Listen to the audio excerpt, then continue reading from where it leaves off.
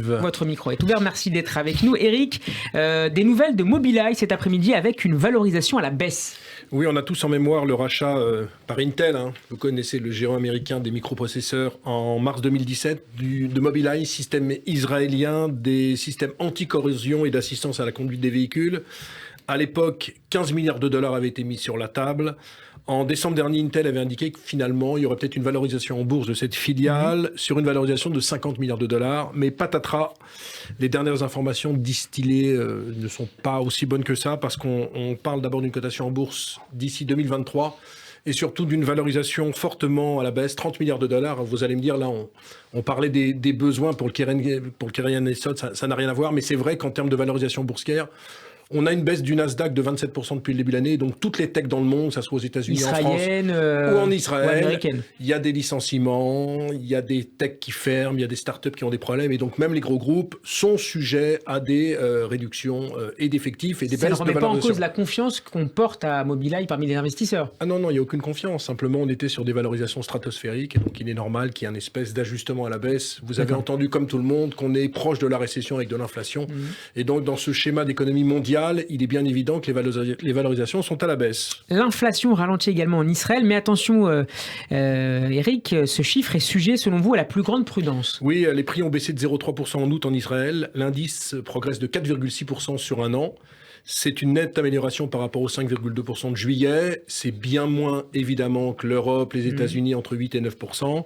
Pourquoi une telle amélioration ? Parce que le pétrole baisse. Le pétrole a baissé à peu près de 10% en un mois, ce qui veut dire que les prix de l'essence en Israël ont baissé de 17,7%. Le Brent a donc, jeudi, baissé de 10%. Les prix du transport ont baissé de 3,5%. Alors, pourquoi suis-je dubitatif ? Pourquoi, Yannick ? Parce qu'il y a un biais. Les prix de l'immobilier ne sont pas intégrés dans cet indice des prix à la consommation. C'est-dire qu'ils sont assez malins en Israël. On sait qu'ils flambent. Bah oui, ils sortent les prix de l'immobilier. Et quand vous regardez l'immobilier, le mois dernier, plus 1,9%. Sur un an, ça fait plus 18,8%.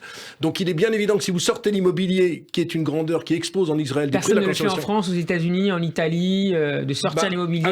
Aux États-Unis, l'immobilier, ça représente 20% de la composition de l'indice des prix à la consommation. Et en Europe, c'est 5%. Donc, c'est un peu minimisé en Europe. Et je dirais que c'est un peu maximisé aux États-Unis. Mais là, en Israël, c'est carrément... On va plus loin encore. On enlève carrément le... Mais là, dans le cas israélien, il n'y a pas d'immobilier. Donc, quand vous dites ce chiffre... À des économistes, ils disent c'est génial ce qui se passe en Israël. Quand vous interrogez, à mon avis, l'Israélien moyen, et je suis pas dans un sens péjoratif, il se dit c'est pas possible. Les loyers n'arrêtent pas de monter, l'immobilier n'arrête pas de monter, mais c'est sûr que si vous sortez une donnée d'un indice, alors il est bien évident que c'est biaisé, donc je pense qu'on serait quand même plutôt sur un... J'ai refait les calculs, si on mettait l'immobilier à 20%, en pondération, on serait plus sur 7 à 8%. J'imagine que le logement en Israël doit représenter 35-40% du budget moyen des familles. Bon, écoutez, c'est entre 30 et 40%, ce qui veut dire que c'est pas du tout négligeable. Ça les touche beaucoup, aussi bien sur l'immobilier quand ils achètent que bien évidemment quand ils louent, où ça ne cesse d'augmenter. Et je vois Judith Ox du Keren Ayesod France acquiescer. Elle est d'accord avec moi. Oui, à 100%. Mon fils a déménagé la semaine dernière à Tel Aviv. Vous voyez, donc... Bon courage à lui. Et Mazelton. Bon courage à lui, oui.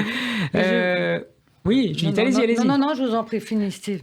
On enchaîne, Eric, avec la chute des valorisations boursières qui donne des idées à certains fonds. Ainsi, le fonds activiste Starboard vient de prendre 9% de Wix. C'est la plateforme de création de sites internet. Alors Starboard, c'est un fonds activiste. Qu'est-ce que ça veut dire un fonds activiste ? Nos téléspectateurs auditeurs ne connaissent peut-être pas. C'est un fonds qui rentre dans le capital des sociétés pour soit en changer le management, soit en changer la stratégie, soit en changer un petit peu tout ce qui peut toucher, par exemple, aux liens sociaux dans l'entreprise. Alors, le Starboard est très connu parce qu'il avait investi dans pas mal de boîtes. Yahoo, Dollar Tree, qui est une chaîne discount aux États-Unis, Kohl's, qui est la célèbre chaîne américaine, et donc Wix, qui est une société israélienne créée en 2006 du côté de Tel Aviv. Bien évidemment, Wix, c'est la plateforme de création de sites internet, société très connue. L'idée de Starboard, c'est d'améliorer les performances économiques de Wix qui ne sont pas terribles. Le groupe a perdu 112 millions de dollars au deuxième trimestre et les performances boursières sont catastrophiques. En février 2021, le groupe valait 20 milliards de dollars. Ça vaut 4 milliards de dollars actuellement parce que le titre a perdu plus de 50% depuis le début de l'année. L'idée de Starboard, c'est pas de prendre le contrôle. Quand vous êtes un fonds activiste, votre but, c'est pas de prendre le contrôle et de devenir PDG. C'est de réorganiser. Et alors il commence à y avoir un effet positif parce que Wix a par exemple annoncé un programme de rachat d'actions de 500 millions de dollars. Ça veut dire quoi? Ça veut dire qu'ils vont mettre 500 millions de dollars pour soutenir le cours de bourse. On aura peut-être l'occasion un jour de parler de ce que c'est l'activisme et de façon plus mesurée. Mais en fait, l'arrivée de Starboard constitue un vrai électrochoc pour les dirigeants de Wix, qui à une époque était la société israélienne la plus valorisée au monde, puisque je répète, elle valait à un moment 20 milliards de dollars, mon cher Steve. Merci beaucoup Eric Lewin. Israël Business à réécouter en podcast sur radioj.fr et sur notre page YouTube. Eric, Shana Tova. 15 jours, Shana Tova. Dans 15 jours, on se retrouve. Dans 15 jours.